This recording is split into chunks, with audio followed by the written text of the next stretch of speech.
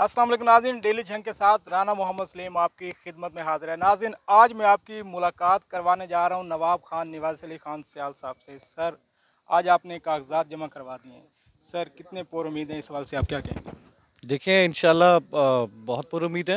और जिस तरह मैंने पहले बोला कि ये एक मैदान है, ठीक है, जहाँ पे हर कैंडिडेट ने अपना ज़ोर लगाना है।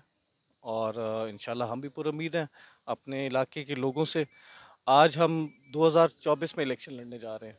तो ये जो एक पुरानी सियासत है, आई थिंक हम यंग लोगों को, पढ़े लिखे लोगों को अब इससे ना जान छुड़ानी चाहिए सबको। और अपने इलाके के लिए, फ्यूचर के लिए, अपने इलाके के फ्यूचर के लिए हम सबको बैठ के ये एक मास्टर प्लान बनाना चाहिए कि हम अपने इलाके में करना क्या चाहते हैं। क्या हम सिर्फ एक लेबर एक्सपोर्ट इलाका बनना चाहते हैं कि यहाँ से हमारे जवान बच्चे, हमारी बहनें यहाँ से बाहर के इलाकों में जाएं, वहाँ पे परदेश में रहें और वहाँ पे नौकरियाँ करें, या अपने घर में रह के अपने रोज़गार के मौके पैदा करें हम। यहाँ पे आपके पास कोई यूनिवर्सिटी नहीं है, ठीक है, हेल्थ एजुकेशन की फैसिलिटीज़ ना होने के बराबर हैं। रोड्स जो हमारे जिन अब जिस शक्ल जो रोड हमारे जो शक्ल इख्तियार कर गए हैं, तो वो आपके सामने है। आज हमें झंग भी जाना हो तो हमें वाया टोबा जाना पड़ता है, ठीक है, किसी और ज़िले से हो के जाना पड़ता है। हम अपने ज़िले के अंदर से सफ़र नहीं कर सकते। शोरकोट से लेके झंग की सड़क की कोई हालत नहीं है, गढ़ मोड़ से लेके अहमदपुर स्याल से लेके 18 हज़ारी सड़क की कोई हालत नहीं है। आगे देखे ना, हमारा जो जिसे कहते हैं ना, डिस्ट्रिक्ट का जो सेंटर है वो झंग शहर है। इधर आपकी जो लोगों के रोज़मर्रा के काम होते हैं, तो आप किसी किसी गरीब आदमी से पूछें कि जब वो झंग जाता है और वापस आता है उसकी क्या कैफियत होती है। या आपके जो यहाँ से मरीज़, तो वो तो झंग भी नहीं जा सकते, झंग में भी वो फैसिलिटीज़ नहीं है, तो यहाँ के मरीज़ों को तो मुल्तान भेजा जाता है, निश्तर में। कभी उनसे आप पूछें कि उनके साथ वहाँ पे क्या सलूक होता है। हम चाहते हैं कि ये फैसिलिटीज़ यहाँ पे हमारे इलाके में हो। और सिर्फ ये नहीं कि हमारे पीपी 130 में हो, झंग की हर तहसील में ये फैसिलिटीज़ होनी चाहिए। ये फैसिलिटीज़ देखिए ना, कोई ये कोई लग्जरी आइटम नहीं है, कोई आईफोन नहीं है, ये बेसिक नेसेसिटीज़ है।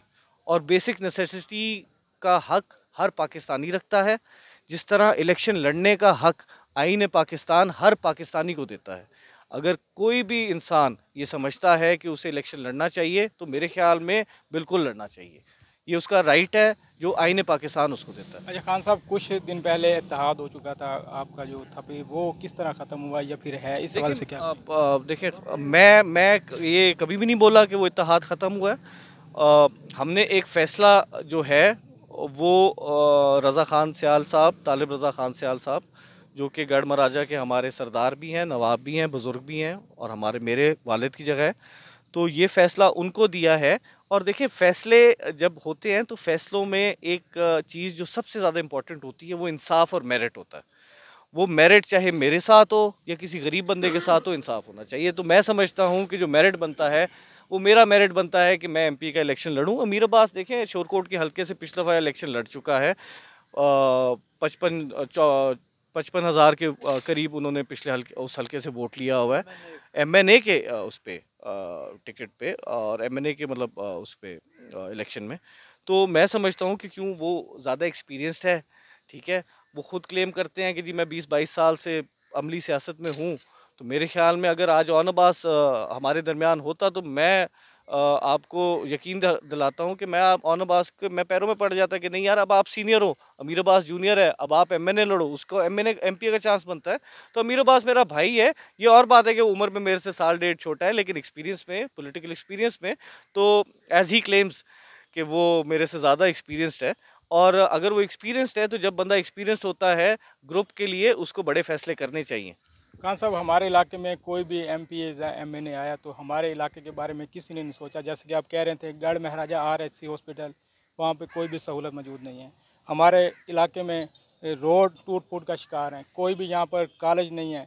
यानी हमारे इलाके को इन चीज़ों से महरूम रखा जाता है। इस सवाल से आप क्या कहेंगे? इस हवाले से सिर्फ मैं एक चीज़ कहूँगा कि देखें, जब तक लोग अपने बारे में खुद नहीं सोचेंगे, ठीक है, और अपने वोट की ताकत की अहमियत को नहीं समझेंगे, तब तक ये मामलात ऐसे ही रहेंगे। हमें वो तब्दीली लेके आनी है अमली तौर पे, कि हमें अपने वोट का जो हक है उसका सही इस्तेमाल करना है। कि देखें, इलेक्शन तो एक गहमा गहमी तो पूरे इलाके में होती है, हर कोई इलेक्शन के माहौल में होता है। और हर किसी की कोशिश होती है कि जिस कैंडिडेट के साथ उसका करीबी ताल्लुक है या कोई उसके साथ उसकी एफिलिएशन है, नज़रियाती तौर से, सियासी तौर पे, ख़ानदानी तौर पे, बिरादरी की तौर पे, तो हर किसी की कोशिश होती है कि वो अपने कैंडिडेट को कामयाब करवाए। लेकिन मैं ये समझता हूँ कि हमें इन चीज़ों से आहिस्ता आहिस्ता बालातर होके और मेरिट बेस्ड पॉलिटिक्स और मेरिट बेस्ड आपका जो डेवलपमेंट प्लान्स हैं उसकी तरफ आना पड़ेगा। ये हम अगर इसी अंदाज में चलते रहे तो मेरे भाई, मैं आया हूँ, कल मैं भी चला जाऊँगा, परसों कोई और आया है वो भी चला जाएगा, मामलात ऐसे ही रहेंगे। हमें पहले अपने आप को तब्दील करना है और फिर किसी और से तब्दील होने की उम्मीद रखनी है। अगर हमारी आवाम अपने वोट का हक सही तरह इस्तेमाल नहीं करती तो मेरा नहीं ख्याल उनको किसी और से गिला होना चाहिए। खान साहब, आप गढ़ महाराजा की पहचान है, अल्लाह ताला आपको कामयाब करेगा। हमारा वजह से जाना चाहता हूँ, गढ़ महाराजा मेरी वजह से नहीं जाना चाहता। जी नाज़रीन, ये थे नवाब खान निवाज़ अली खान सयाल साहब। जैसे कि आपने इनकी गुफ्तगू सुनी, आज इन्होंने कागजात भी जमा करवा दिए हैं। तो नेक्स्ट मिलेंगे नई वीडियो में, अल्लाह ने के बाद।